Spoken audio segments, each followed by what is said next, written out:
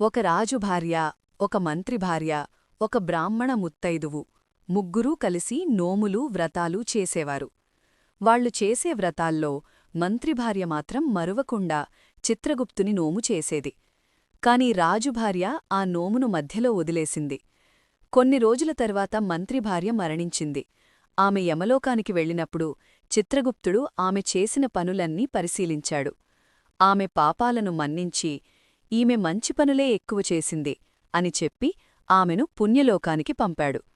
తర్వాత రాజుభార్య కూడా మరణించి చిత్రగుప్తుని దగ్గరకు వచ్చింది. ఆమె విషయాన్ని చూసిన చిత్రగుప్తుడు, ఈమె పుణ్యాన్ని మధ్యలో వదిలేసింది, అందుకే పాపమెక్కువైంది అని చెప్పాడు. ఇది విని రాజుభార్య బాధపడి ఇలా అడిగింది, మేమిద్దరం కలిసి వ్రతాలు చేశాం కదా, ఆమెకు పుణ్యం వచ్చింది, నాకు నరకమెందుకు? అప్పుడు మంత్రిభార్య అక్కడికి వచ్చి చెప్పింది, నీవు చిత్రగుప్తుని నోము పూర్తిగా చేయలేదు, అందుకే నీకు ఈ శిక్ష వచ్చింది. నరకబాధ తప్పడానికి ఏమి చెయ్యాలి?